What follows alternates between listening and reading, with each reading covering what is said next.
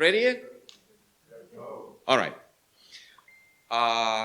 So we were talking yesterday about all of the different things you need to do for turning Smalltalk 80 into a Smalltalk. And one of the things is ability to change, to shift abstraction levels from the abstract to a concrete example and back to abstract algebraical thing. So when I was reading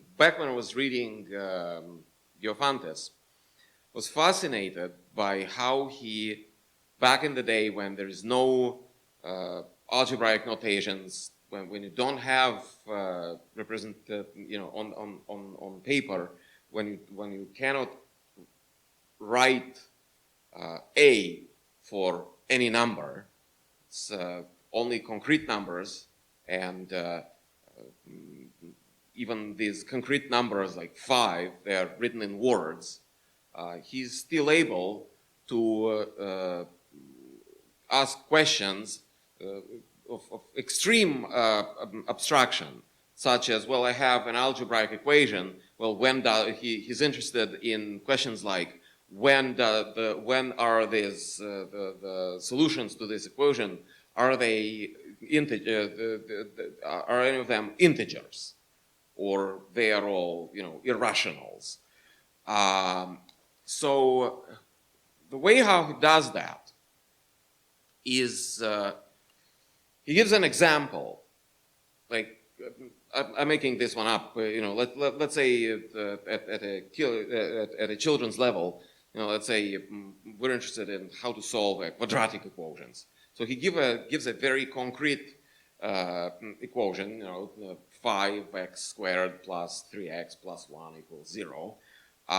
He gives an example of how to solve it, and then he asks the question, well, what if 5 equals not 5, but something else?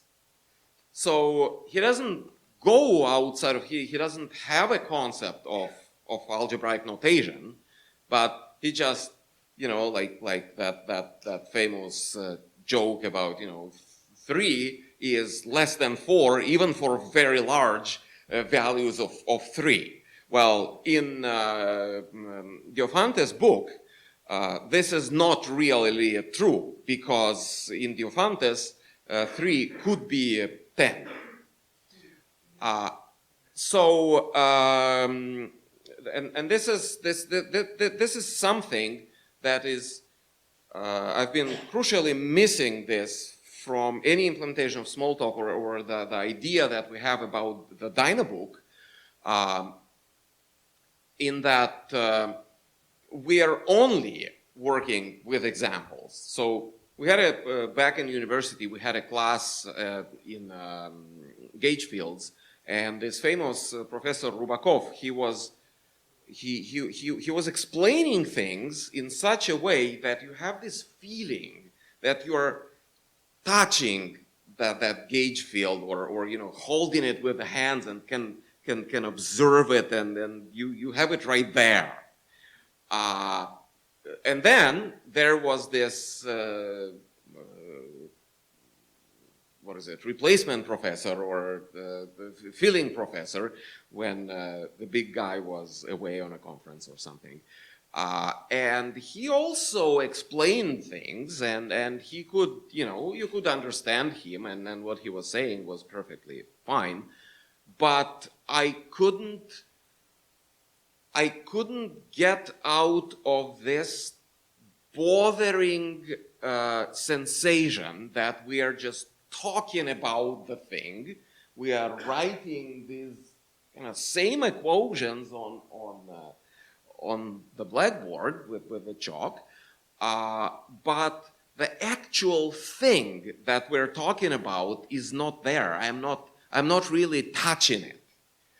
And when talking about the Dynabook, we have Smalltalk, where we are constantly touching the thing, And then we're missing the abstract way of reasoning about things. Like, well, the guys in the other language communities, like ML, for example, has its own advantages, and Haskell has its own advantages. But the problem is, when you talk about debugging, they say, well, if you need to do debugging, then you're doing something wrong. You don't need to touch the thing. You don't have a need to debug. If you need to touch the thing that you're trying to understand, then you are just not doing your mathematics correctly. And that is completely wrong, because I have to twist the thing in my head and imagine the thing before I understand what an ML guy is talking about.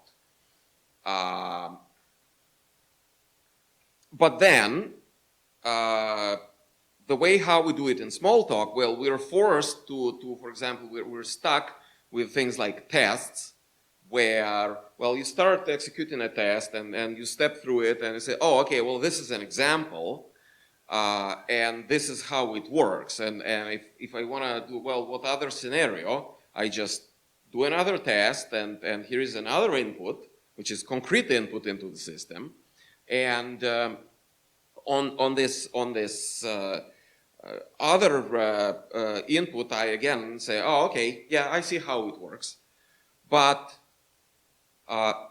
when you do something as general and abstract as when you are building a VM, you need actual guarantees that your stuff not just appears to work, but it actually works on all inputs. So tests do not provide that, because there's no way to see. They can only show you that there is a bug if there is a bug, but they cannot show you that there is no bug. So for that, you need formal verification of what's going on.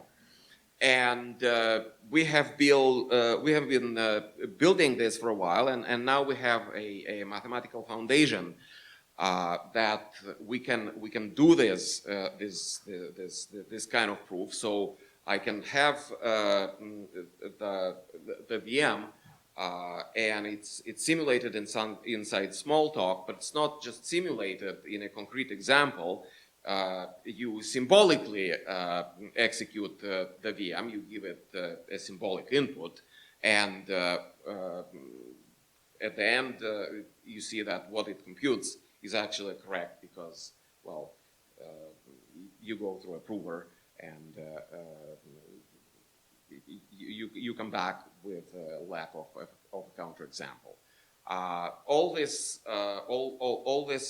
thing is actually available right now, and I don't know if you guys want to actually follow along with all of the examples. You might, if you want.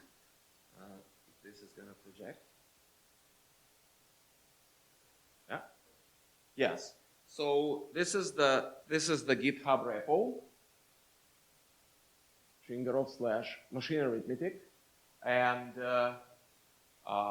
what we've done, we are using the Z3 SMT solver for Microsoft to distill the verification condition too, and we use that for the actual proof part.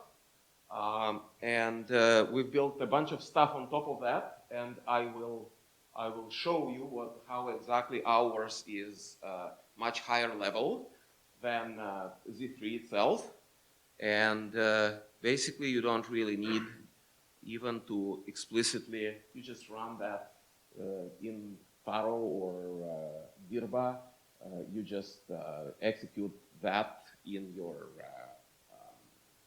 in a workspace, and it loads everything needed into your image, and you can start playing with things. Or if you want to do everything from a fresh image, you can follow this building instruction, and it will gradually build things. So what is it that we are trying to express?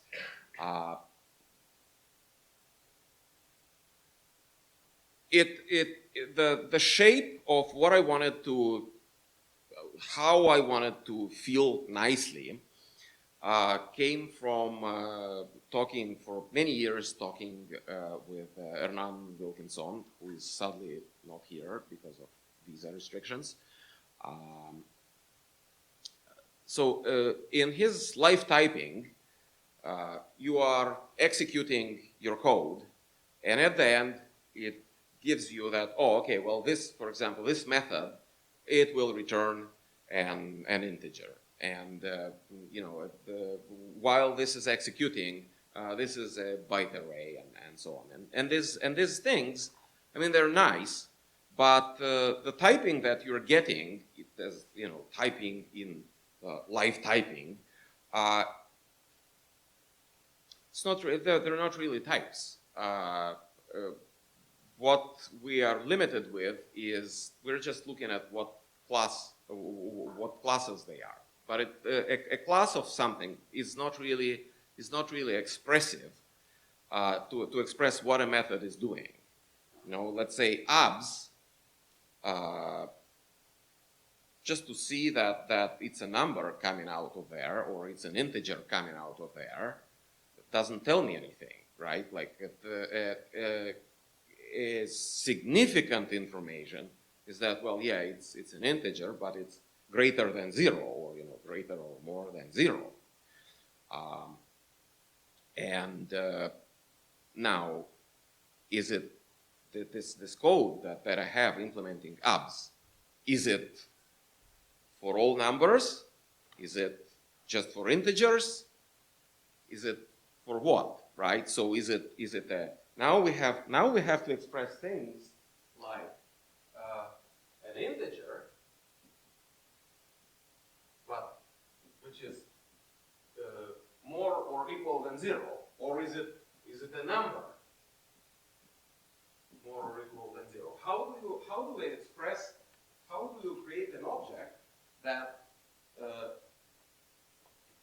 does that work from there? You can hear. Oh well, you can hear me, but I hope that in the recording is going to find it. So now you have a whole matrix of things that you cannot express with Smalltalk AT's class hierarchy, because what you have is you have number, you have integer, but inside integer you have small integers and you have large integers. But how do I express the idea of an integer greater than 0? So it could be a positive small integer, it could be a positive large integer. How do I compose this with my with my integer hierarchy? Or I want to say that add 1, right? So now I want to express something like add 1 inside integer, and I return self plus 1, right? So how do I express that the correct answer is whatever I'm so the type of the correct, the most precise type of the correct answer is actually parameterized by self. Well, here is what we did.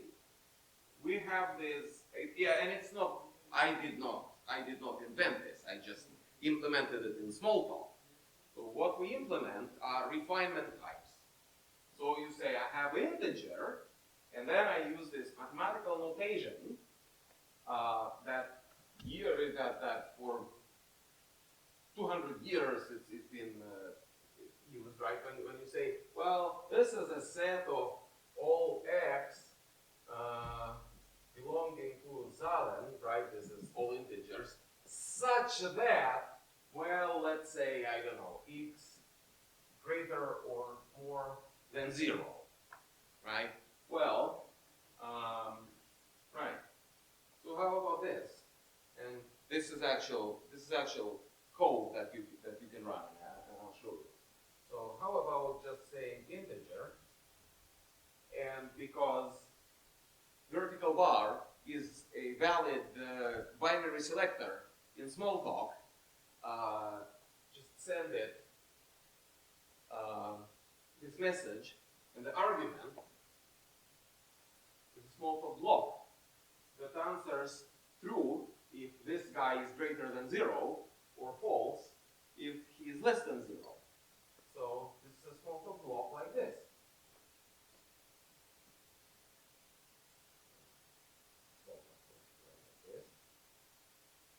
Right?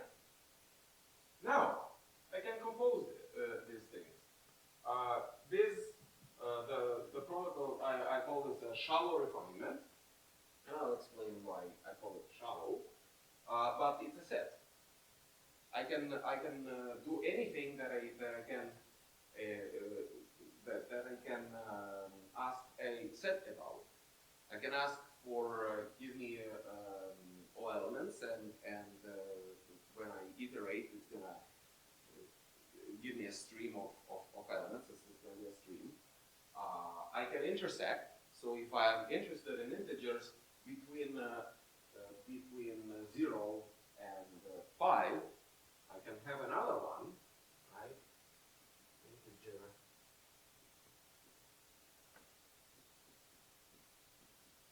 less than 5, and put this, and I can say intersect, or I can use a Unicode binary selector if you have those in your Smalltalk, and this is my 0, 1, 2, 3, 4, and I can say 1. So this is my set S. Okay. And then I will do things like 1 S includes 1, it's going to be false. S includes 10, it's going to give me this gives me 2, then of course it's false. And then what I can do with this? Well, turns out this is an extremely simple but unbelievably powerful abstraction. You can build. You can prove absolutely anything with this. For example, you can do analysis saying so that a square is always no less than 0. What happens here is that x, I can have things like x as a symbolic integer. So I take the name of the variable, x, and I send it this thing called toInt, and this is going to give me an integer whose name is x. And then I can, right, so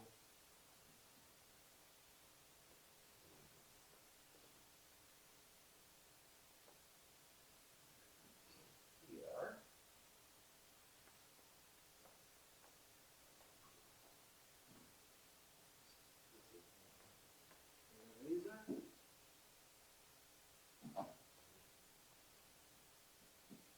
it's just a small variable.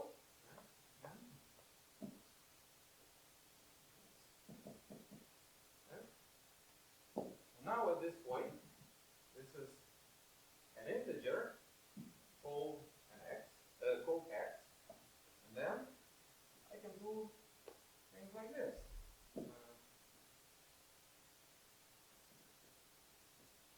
Find itself greater or equal to 0. So that is that this is giving me a symbolic symbolic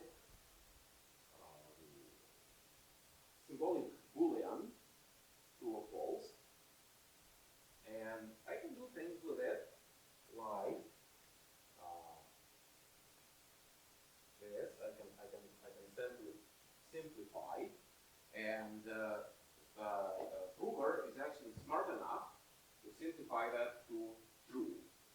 Or I can, the solver, prove valid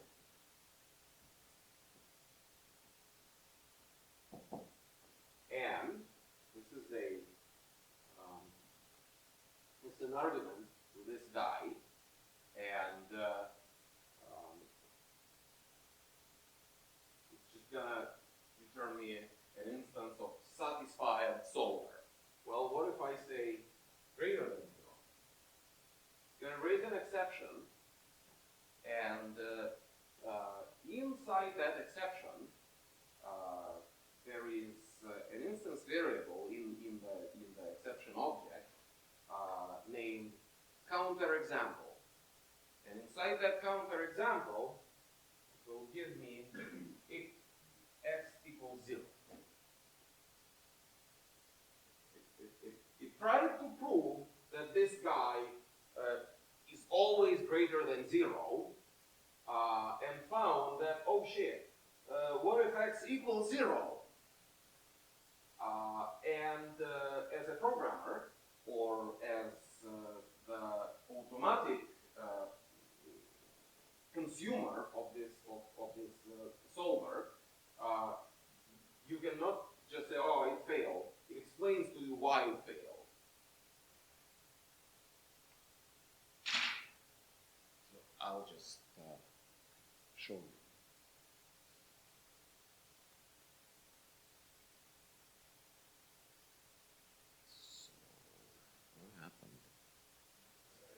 This? Okay. So, just, right?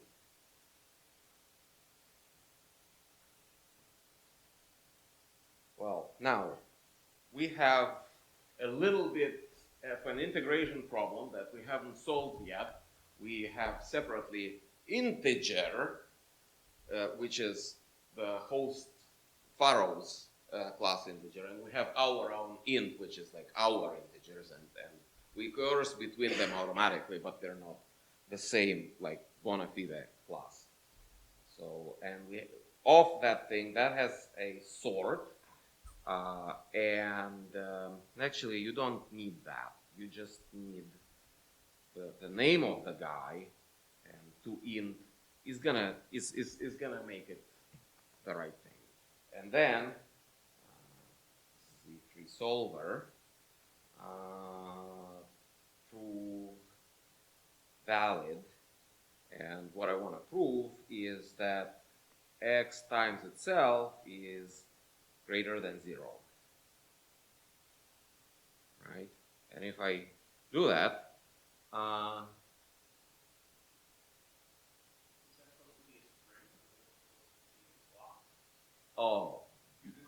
no, I didn't create an instance. New. No, I'm getting to what that object is and how that works, where the magic of what Dan was talking about this morning with the if true, if false, where that comes in. So yeah, new proof valid, and right now it says not valid, right? Counterexample is nil if false. Then not valid signal with counterexample. Let me show you the counterexample. The counterexample is well, x is instantiated to 0.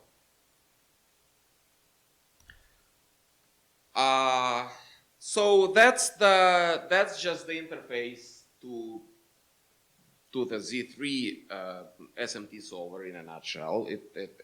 But it does much more than this, because this is only shallow. You can only prove shallow theorems with this, and shallow means if you are within the decidable fragment of the logic, because even first order logic is in general undecidable. So if you ask certain questions, whether this is true or not, there are certain propositions in first-order logic that are true, but cannot be proven algorithmically as true, and there are certain false propositions that are false, but you cannot prove mechanically or algorithmically that they're false. So Z3 only deals with the decidable fragment, and that means, for example, there's no quantification. You cannot say, oh, prove me that for all x, such as blah, foo holds. There is only a fragment of what you can express that you can prove or disprove by SMT. Now, Z3 is a state-of-the-art solver in the sense that in many cases you can help it, or in many cases it can solve things for you that are, generally speaking, outside of the decidable fragment, but that is not reliable in the sense that either you have to give it a lot of human help. For example, given it, there are these matching instantiation where you can help it manually, but in a system that uses it for a lot of high-level automated tasks, such as deriving a whole Smalltalk VM from a processor specification, that's just not, I'm not manually teaching my VM how to translate code into native code.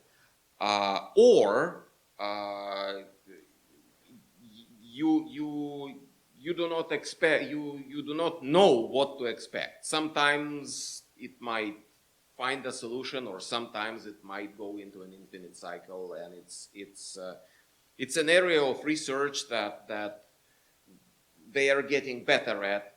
But in principle, you can only be kind of approximately, somewhat, heuristically helpful.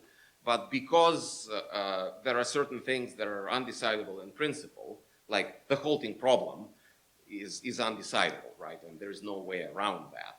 And certain things, they are decidable, but they run in exponential time, and we have proof that they're exponential. So no matter what you do, unless P equals NP, you're not going to give the whole answer. However, there is something really magical that happened in the last, I'd say, 10, 15, maybe 20, perhaps 15 years. And that is, I would compare it in significance with the invention of the computer by Alan Turing. So, is algorithmic progress that we now have. Well, let's back a little bit. So we have problems that we know are undecidable, but there is this famous theory by Ackermann saying that there are large classes of undecidable problems that are solvable cases. So the fact that I cannot build an algorithm that I'm going to take a halting problem, right, that I'm going to take some kind of procedure and will always give me the answer whether this loops forever or comes to completion, that this is not possible in principle, doesn't mean that in practice I cannot do anything like that, because it's only some pathological cases that make the Turing theorem true. So there are solvable cases, and I'm sorry, I forgot to take with me, there's a famous book by Ackerman, it's called Solvable Cases of the Decision Problem, and that is like around 1950 it was written, and basically he exhaustively solves this whole big problem, and there's it's a solved thing, but it was at a theoretical level. Well, now, for about 15 years, we now have solvers that for a very large, practically important segment of say, decidability, for practically important cases, we know how to solve those cases. For exponential cases, for example, satisfiability. Satisfiability, we know for sure, like nobody is stupid enough to challenge that, right? It is exponential. So if you have 1,000 variables, so that's 2 to 1,000, so that's about 10 to 300. That's Google cubed. So you're never ever gonna finish, no matter what advance in computer power. So what Ben Ingalls was talking about, you have better microelectronics, better technology. Today's little cell phone is 600 times more powerful than the Dorado, and therefore you can do little improvements, and then you can run the interpreter on top of the interpreter. But that kind of advance is absolutely never going to do anything to those problems. Well, that's a classical view of Moore's law in the 20th century. But here in this century, there has been recent advance that, for example, today's state-of-the-art SAT solvers deal with thousands of variables, except some pathological cases, all right? And we know what they are. We know how to formulate. We know how to formulate.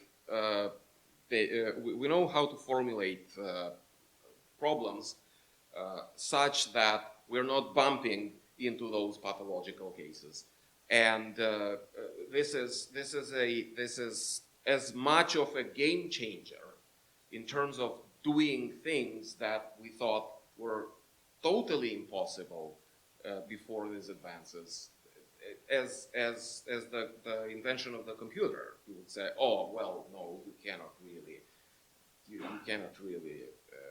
do the calculations for the atomic bomb because that's just too much handwritten mathematics, or you cannot decipher the enigma because, well, that's too complex. But if you have a computer, well, suddenly you have things that were not that were thought as unsolvable even in principle. Well, this is yet another one, and it turns out that the problems that we were actually facing in the actual work of building the VM for Smalltalk, they are actually, they fall within the class of problems that you can solve using this. So let me show you how with composing these blocks, because you can combine them, right?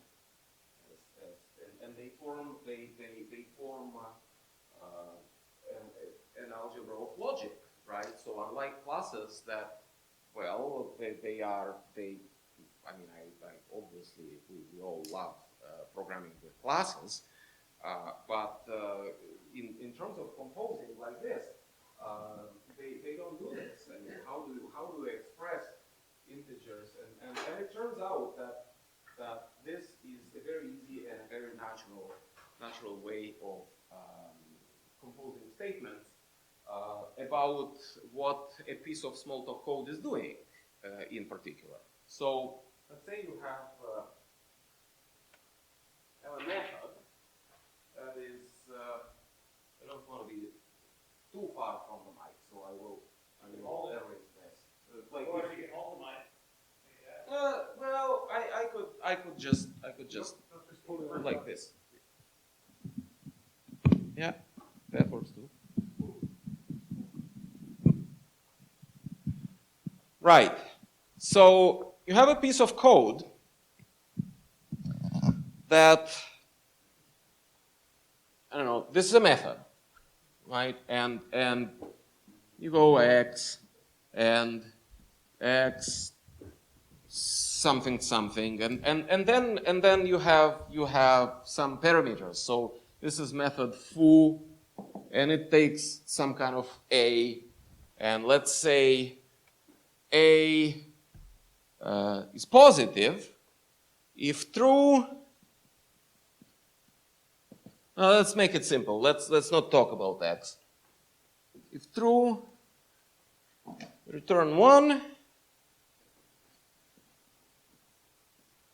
If false, return -1. Right? This is my method. And then I send foo from, I don't know, blah. And I send foo with this is return, I don't know, self foo with 5. Now, I'm able to do static analysis of this Smalltalk code, such as, for example, this is a code that the VM is generating, and I want to do a static analysis of what the generated code is going to be doing. So how do I prove that the result of blah is always 1? Well, I have an abstract interpretation engine built on top of this notation, which is part of this same machine arithmetic package. So what it does is it treats these things as symbolic. So this is a int, right? So it would be a to int.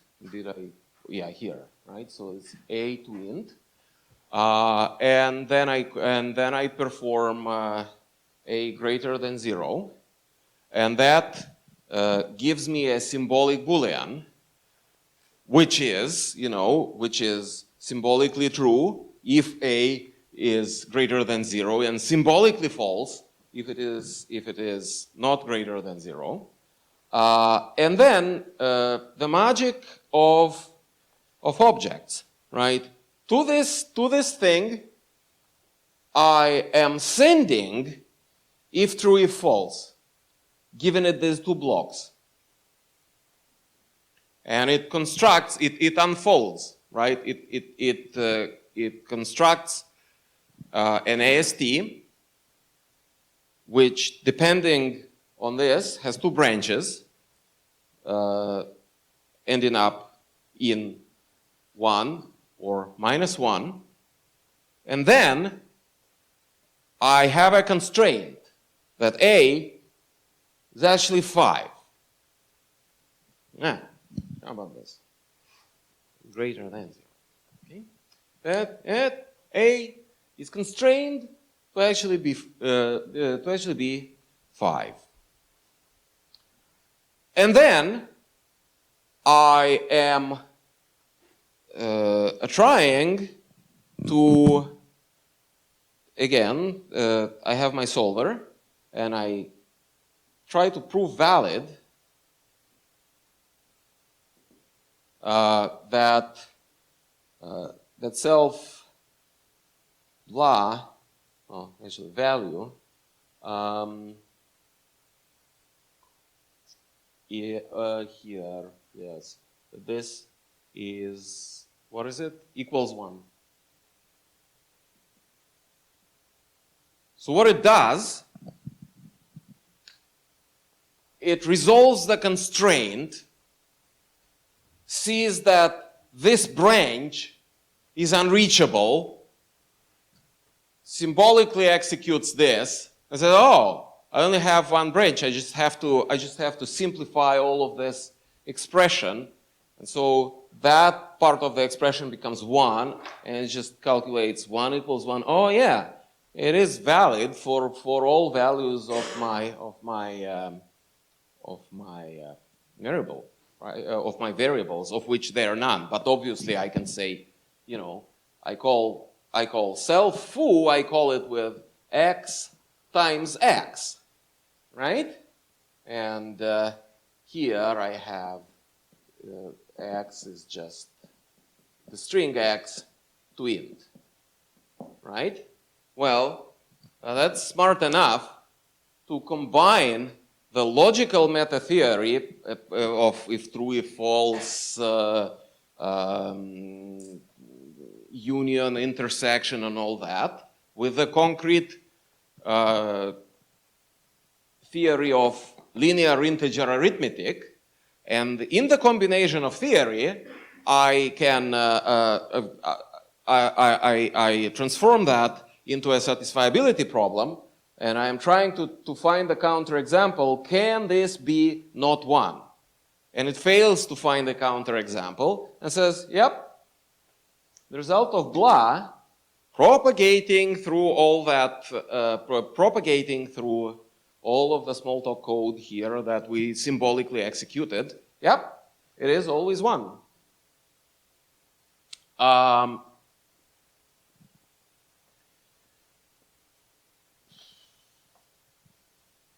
This is not enough.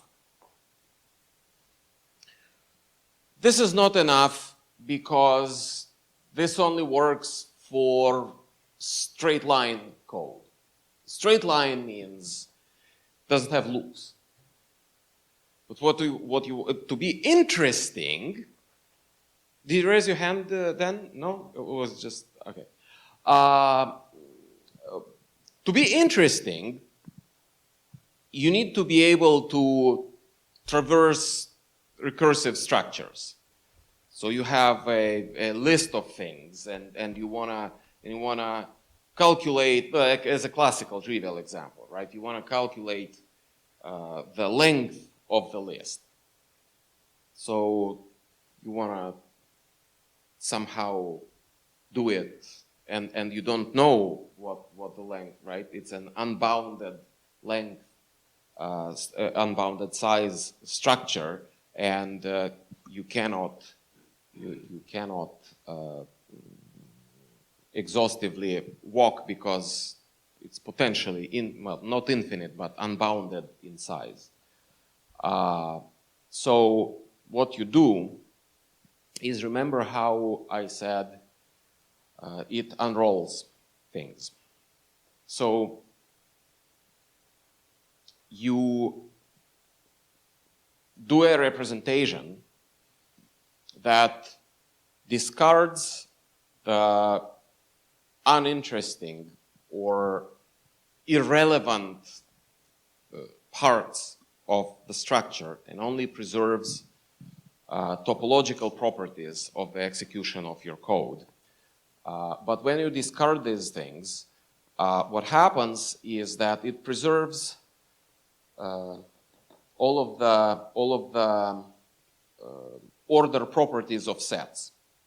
So your intersections of sets is going to map to intersections of sets. Your unions are going to map to unions. Your set membership is going to be preserved. So if this member equals to this member, it's going to be okay. Well, you know, it's going to correspond to equal, and set membership is going to be preserved.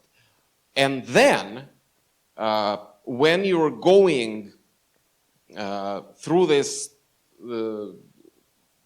space of actual states of the problem, of the program when it is executed, when you are abstracting and you are ending your trajectory in the state space,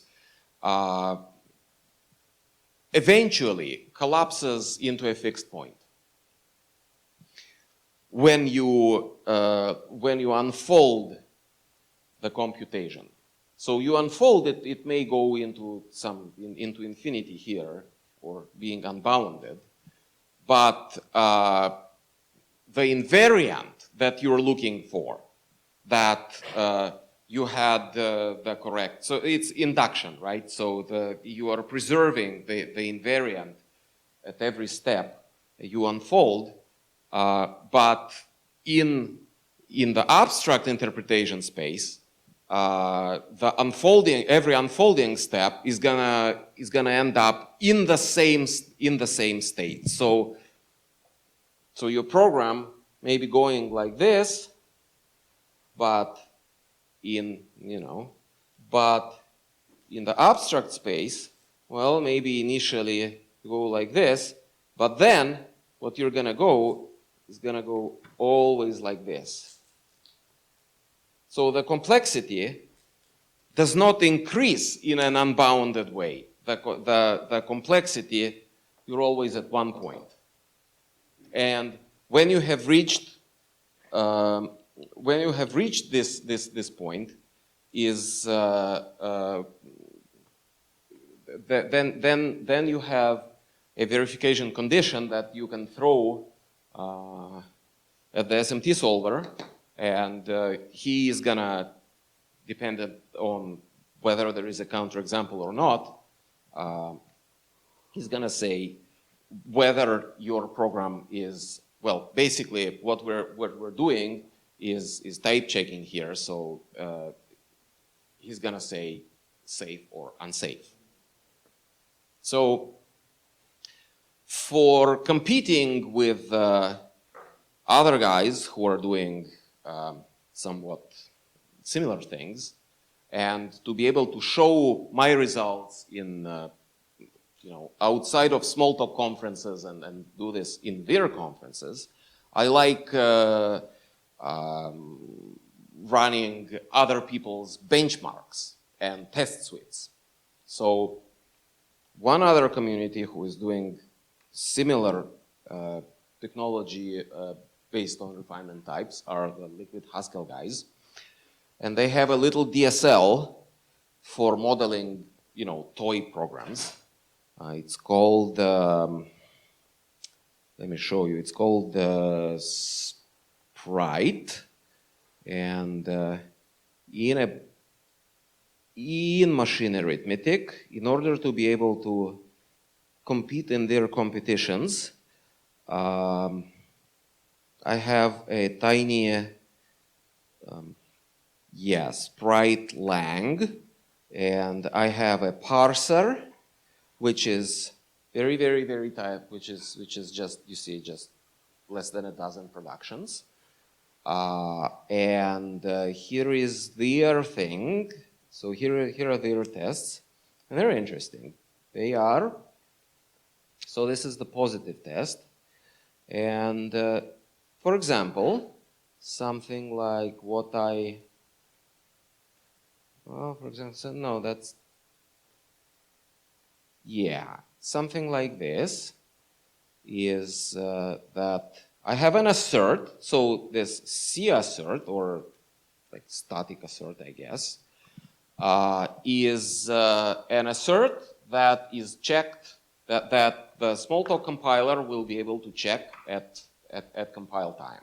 So it's a condition that if it is tautologically true, then the assert will succeed. But if the checker can find a counterexample that there exists a path through my program such that the argument to C assert is false, then I abort compilation. And here you have interesting example. Basically, what I gave you here, right? So if you fail inside apps and your implementation of apps is incorrect, then you have a spec for apps that says that something, right? So here is where SMT solvers, Z3 or any other SMT solver is not enough. It doesn't know how to solve this, because in order to be what the system has to do is that you have to prove the correctness of intermediate results. And if you do program verification in the classical Floyd-Horst style, you have to annotate, you have to manually annotate all of the invariant points. So if you are calling functions inside the main program, well, you have to specify what are the preconditions and postconditions of that called functions. So classical Floyd-Horst cannot deduce all the intermediate invariant. Like, for example, here, well, in order to be able to assert OK on here, well, I need to know that abs is a function that computes a non-negative int. How do I make the system infer that? See, I highlighted that question mark there. I want the system to be automatically infer that question mark should be x greater or 0.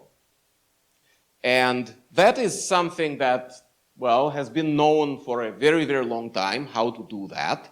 So instead of just satisfiability, on top of that, you build a horn solver, and a horn clause is a clause that let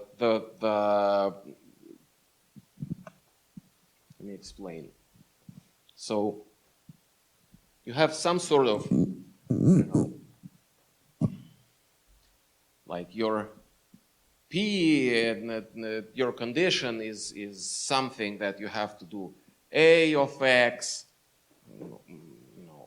and or union, if we're talking about sets, the B of X, right? But you don't know what these are. So you say, well, these are actually, you put a hole inside here. There is a black hole here. There's a hole here. And if these holes are in,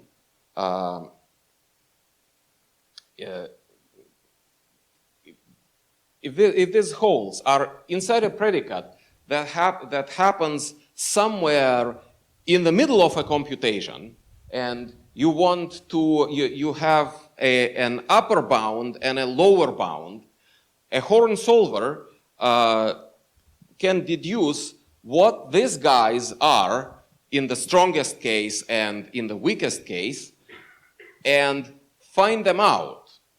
So that if this is an intermediate, some local intermediate result, and you have some weakest precondition here, and you have some kind of strongest precondition here, if there exists one at all, you can use a horn solver to automatically infer what these black holes are. So you can say, you can put a question mark there and don't worry about it, right? So in this case, right. So I don't know exactly what a condition of abs is, but I want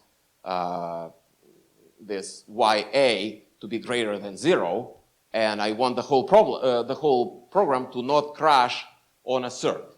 So how do I prove that statically without, well, I am executing this code dynamically, but I am executing it in a symbolic way. So it actually these methods that I just showed you what I do. You know, this is a piece of Smalltalk code, and the state gets assigned this initial state, which is completely symbolic, and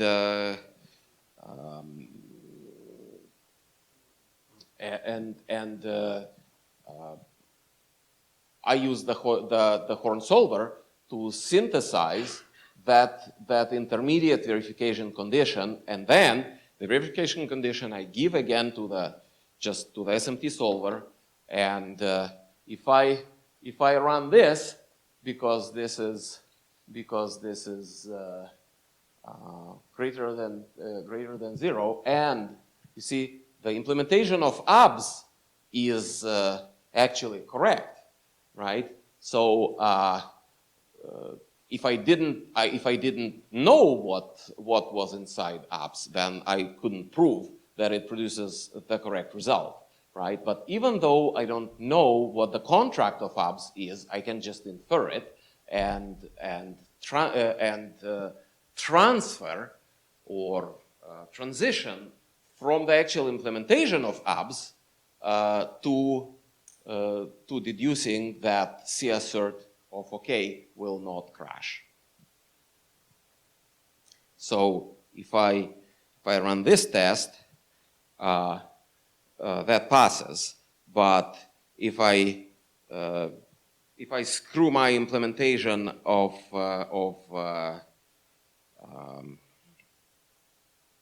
abs, let's say I go x minus 1, well then if x equals 0, then the result will be minus 1, and then OK is not necessarily be compute to true.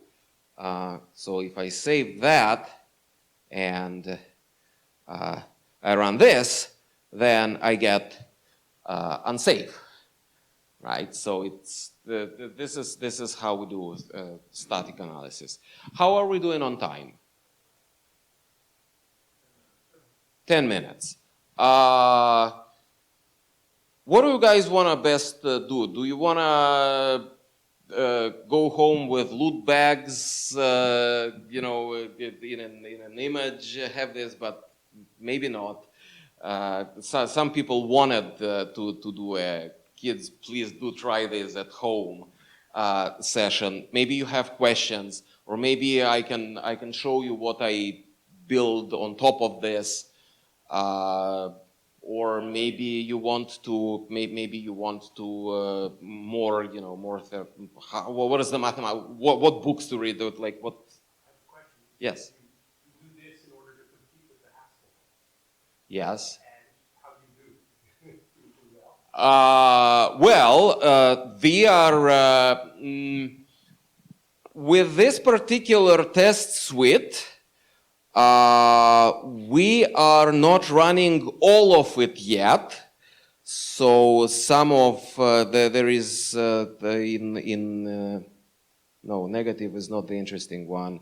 Like in L4, we have some tests that fail, and then we are not quite like this is the real final reason for doing this is not to compete in the liquid competition. The real reason is to build a working Smalltalk VM. And as a side effect of this, we are also going to be, but these are nice, I mean, these are nice tests to verify that we're doing well. Smalltalk VM is provably correct. Yes, that is what I'm trying to do. Well, provably. It's going to be correct by construction, because it will be inferred from its specification and the formal spec of the processor it's running on. Because processors such as RISC-V, for example, doesn't have a normative specification in English prose. It has an explanation of, you know, how things generally work and why we do things, and explains this instruction does this and watch for that pitfall. but the normative standard is actually a formal specification in a language called SAIL2, which the reason why we are doing this is contemporary massively multiprocessor and aggressively out of order optimized processors that do not have an ISA in a classical, GNAMDAL IBM 380 sense. So if you have an ISA, if you have a consistent ISA, right, or a sequentially consistent ISA, what you have is you start from a state. Here, last unused portion, you start from a state. And you run, well, a processor instruction or a command, a piece of code, something, right? Well, in the case of an ISA, it's an instruction. And you end up in a well-defined state. A contemporary processor, such as RISC-V or some implementations of multi-core power or even 64-bit ARM in some multiprocessor implementations. The ISA does not guarantee that. You start from a state, you execute something, and now you are in some weird thing which is essentially a quantum superposition of states.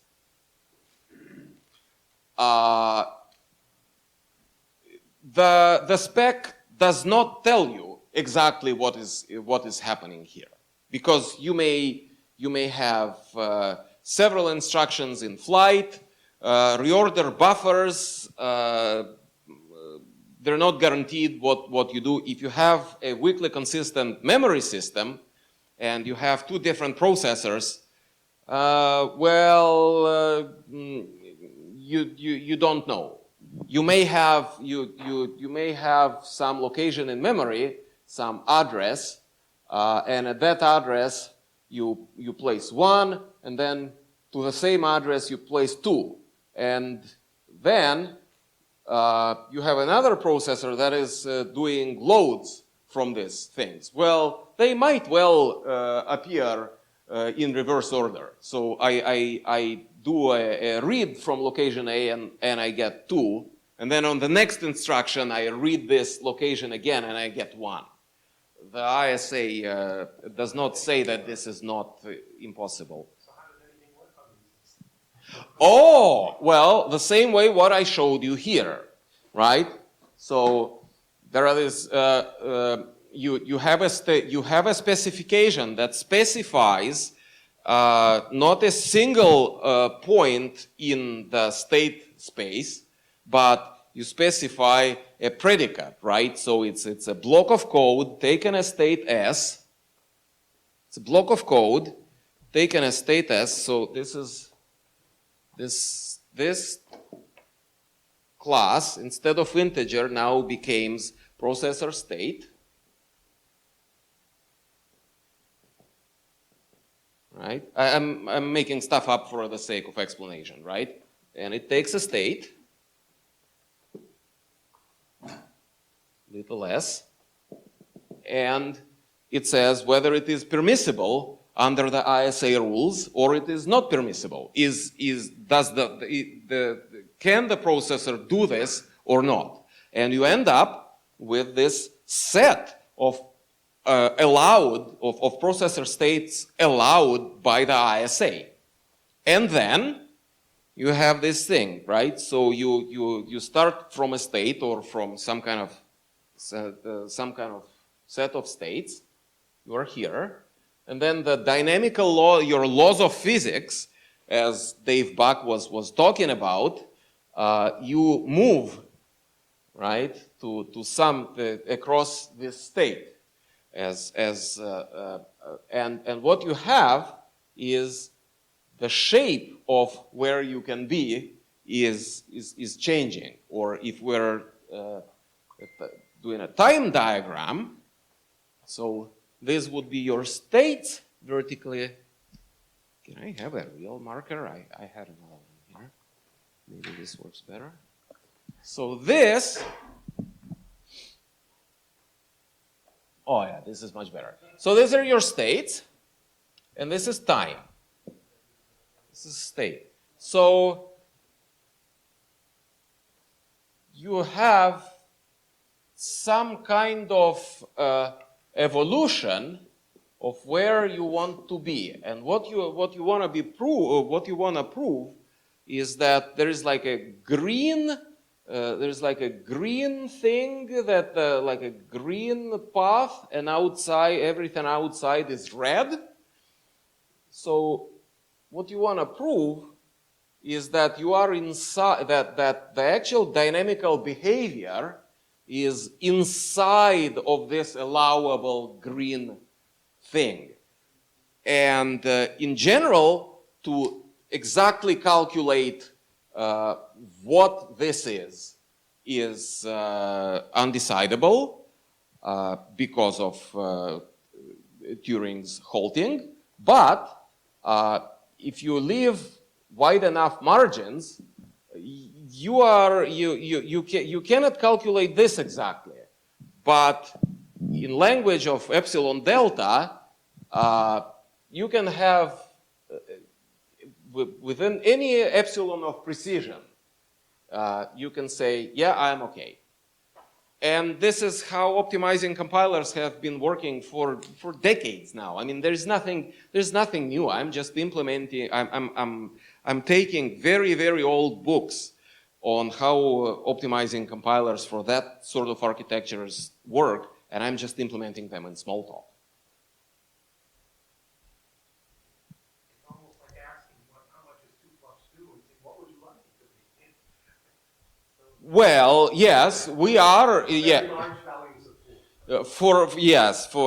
For sufficiently large values of 3, 3 is greater than 4. Yes. Yes. Yes. So, Boris, you focus very much on arithmetic. Yes. Would it also be possible to do this on paper types? Let's say I have in Smalltalk application that uses an optimization method. Mm-hmm. I want to know, is there a state where the method might try to explore the wrong data type in my data? Oh yes. Oh yes. Yes. Absolutely. Totally. I just used integers just to make the presentation simple. But of course, well, first of all, you in a processor, you're mostly dealing with bit vectors of the register size. And then you're actually dealing with complex data structures. And the nice thing about it, as I said, the nicest thing about this, that these things compose. You can have all kinds of like arbitrarily complex data types, and it's just yeah.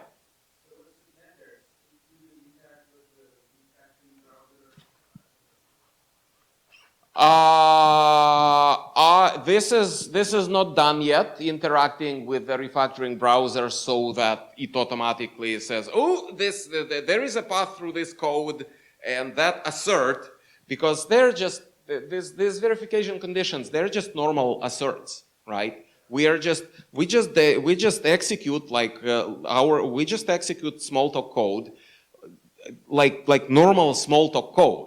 It's just that the initial arguments to it, and self is your argument 0, that they are these symbolic values. But yeah, right now we don't have a nice GUI to this thing. We are more interested in actually you know,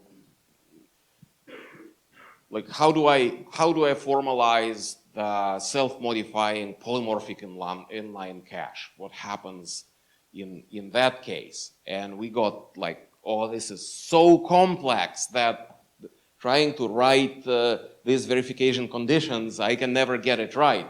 And then Pocho comes to me yesterday and like, Boris, you don't have to. I know a way how to do the polymorphic inline cache completely on top of the VM, and you don't have, you know, it's just in that I can do it completely in bytecode. And oh, thank you, right?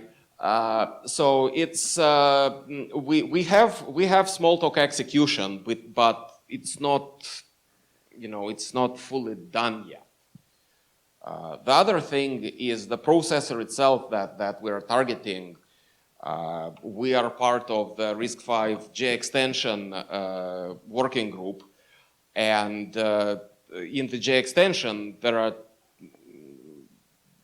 we basically invent instructions that will allow this thing to be done much easier, and that is, you know, we submitted part of the J extension spec for ratification. There are other parts that are still, you know, we're still working on them. It is not, you know, it is not really done yet, but we're getting there.